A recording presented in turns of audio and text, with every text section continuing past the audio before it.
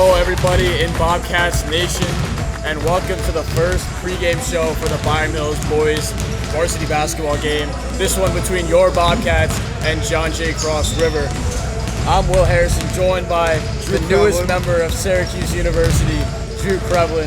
Drew, how are we doing today? Thank you. I'm happy to be here. I'm excited to watch the Bobcats play. I went to the tournament last weekend. Great tournament, great win. Led by Tyson Repo, who won MVP, Lucas Scally, all tournament.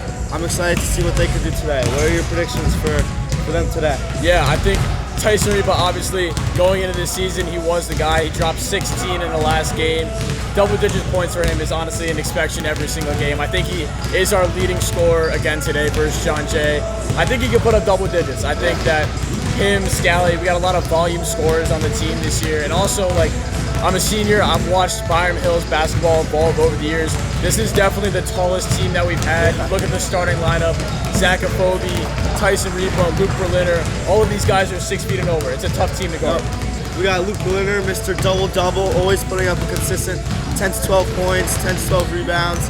Afobe, who looks like he could dunk every time he gets the ball, which is crazy. And then Sean at the 3, who's 6'4" himself, who I think is the biggest X factor on the team.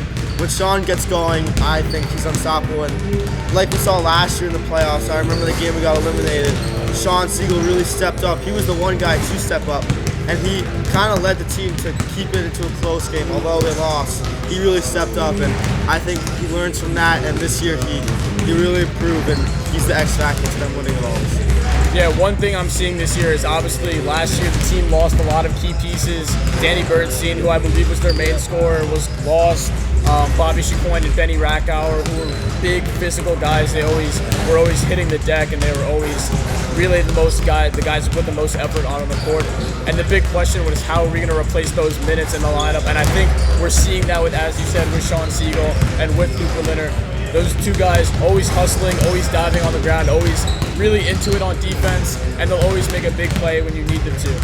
But for all the talk about the tall guys, I think we can talk about a guy who's probably the shortest on the team, but don't get me wrong, he's a great player, Brody Seisler. Yeah. Brody Seisler, you can see him in the camera in the back. He's got the leg sleeve. He's got the most, what we call, drip on the team. I think Scally is going for the same look to try to get some of Brody's scoring. But Brody dropped 20 in the game versus Haldane. What I was really impressed with the most is he's a sophomore. It's hard to get acclimated as a non-upperclassman, but with him missing his first few shots and then coming in and draining all those threes, it was definitely a really impressive sight for Brody. Yeah, I agree.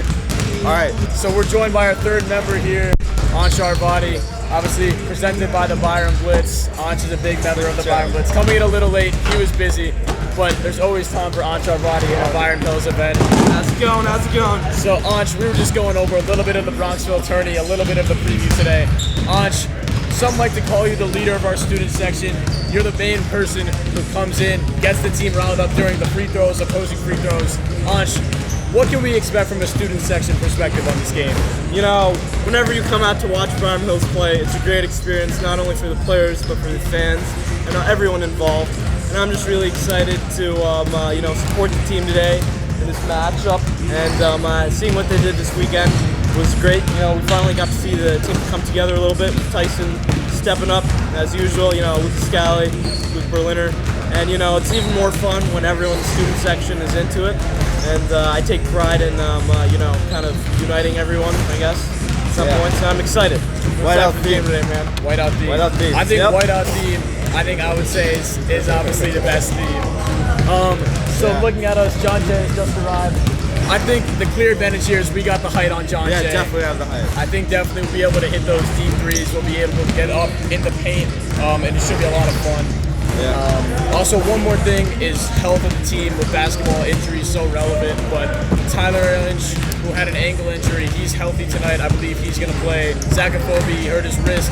He's back tonight. Having full health for a team is always so important, especially in these definitely. games. They'll make big impacts. Who do you guys think the MVP of today is going to be? I have a bold prediction.